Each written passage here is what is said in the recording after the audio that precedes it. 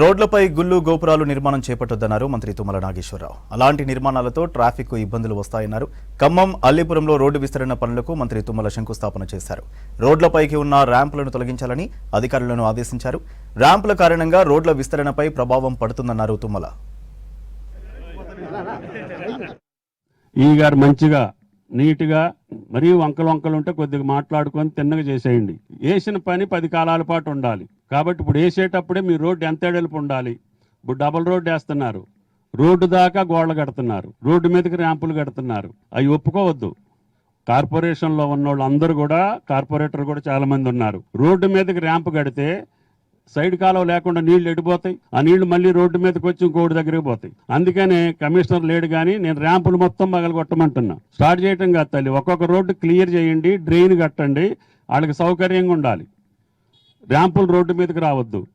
ఎవళ్ళైనా road దగ్గరికి ఇప్పుడే వేస్తా ఉంటే మొదట్లోనే ఆపాలి, అధికారులు కానీ ప్రజాప్రతినిధులు కానీ. తారు రోడ్డు దాకా గోడ కడితే రేపు మళ్ళీ రోడ్డు ఎడల్పు చేయాలంటే ఎవరు చేయాలి, ఎవరిది పగలగొట్టాలి? కాబట్టి దయచేసి కార్పొరేషన్ అయింది, ఇంకా రోడ్లు ఎడల్పు కావాలి. ఎంత చేసినా కూడా సరిపోవు. మీరు ఇప్పుడు రోడ్డు మీద కట్టుకుంటే మళ్ళీ పగలగొట్టాల్సి వస్తుంది. కాబట్టి దయచేసి అధికారులు ముందు నుంచే రోడ్డు మీద గుళ్ళు కడతారు. భగవంతుడు రాముడు అక్కడే పుట్టిండా, ఇంకెక్కడ ఉండడా? రాముడు మంచి ప్లేస్లో కట్టుకోవచ్చు కదా. రోడ్డు మీద కడితే భక్తులు వచ్చినప్పుడు యాక్సిడెంట్లు అవుతుంది, చనిపోతున్నారు పిల్లలు, ఆడపిల్లలు, పూజకొచ్చిన వాళ్ళు అందరూ.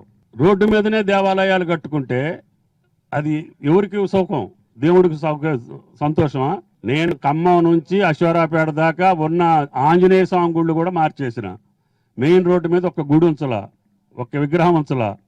మరి నేను వెళ్ళినప్పుడు మళ్ళీ మీరు తీసుకొచ్చి రోడ్డు మీద కడితే నేను ఏం చేయమంటావు? ఖమ్మానికి ఇంకెంత కావాలో అంతా ముఖ్యమంత్రి గారిని అడిగి నేను ఏదో రూపంలో పైసలు తీసుకొచ్చి మీరు అడిగిన పనులు చేస్తా, కానీ చేసిన పని అందంగా ఉండాలి.